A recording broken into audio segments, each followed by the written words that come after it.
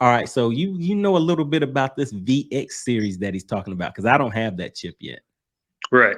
So those VX cards, pretty much what they've done with those cards is it's the pretty much a scaled down version of the coastal cards. So the VX series is not new per se. It's new for the bass fishing world, but the coastal guys have had this card for quite some time now.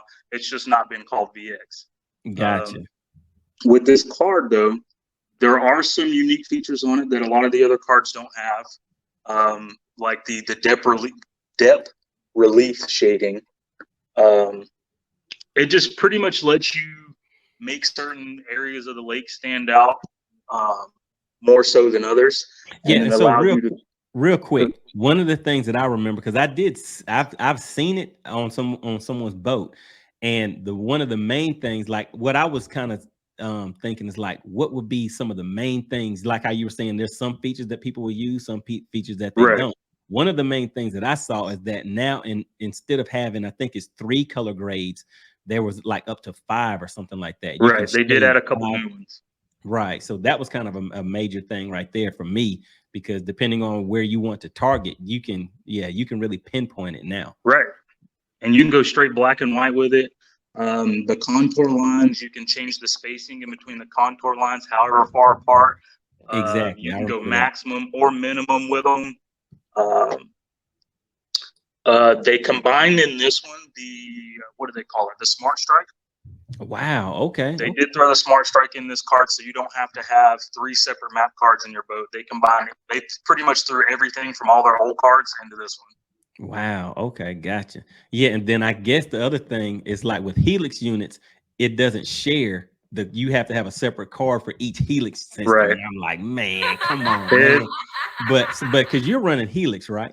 I do. I run all Helixes. Yes. Right. Yeah. I mean, and so hearing some of these guys with their Solix systems, I like, oh man, you know what I mean? It's like you can get that one chip, that touch screen and everything. It's looking pretty good. You know what I mean?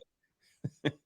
Yeah. So okay. So the changing of the contour lines, the different shading, and then what would you say is like another top feature that's been helpful for you with that card?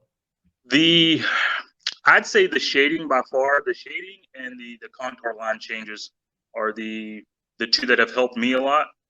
But like I said in the comment, once you get those set, it's going to be just like your color palettes.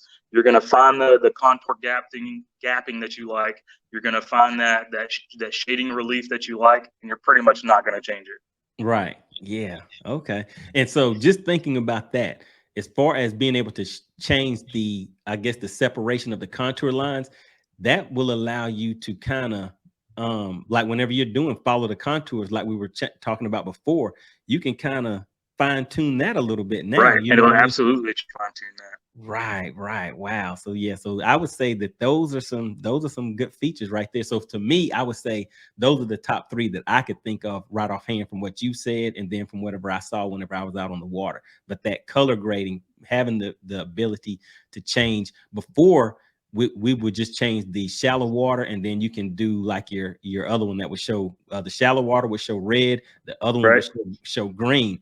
So yeah, I mean, that was very useful. But now, and then I think you can actually, you can change the colors too, I think. You can. Right. You can absolutely change the colors. You can go, they went a lot more in depth with being able to add oranges and yellows and reds and greens, and you can do them by the foot range almost. That's how far down they've let you change these things. Wow. Okay, man, that is great. That's great. And so the question that that DP had, and hold on, just let me pull it back up real quick. Let's see. Hold on, where did it go? Let me just, okay, so he had another question. Okay, hold on. I see he's in here. Hold on, let me just get caught back up real quick.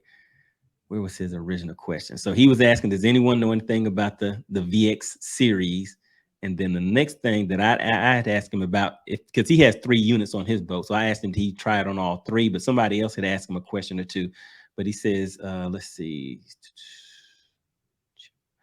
All right, since right now I cannot get into load, I do have something special to go into navigations. Usually I just put the chip in. Okay, so yeah, normally he just puts the chip in there. I mean, because that's the way that it works when you just put it in there. Right. So he says he did update to the new version 2.76. And I don't know if you guys know, but the new VX series is new. They're getting ready to stop selling the old map series, the LakeMaster. All right, and what else did he say? Yes, I tried that, but it didn't load up, just the base map.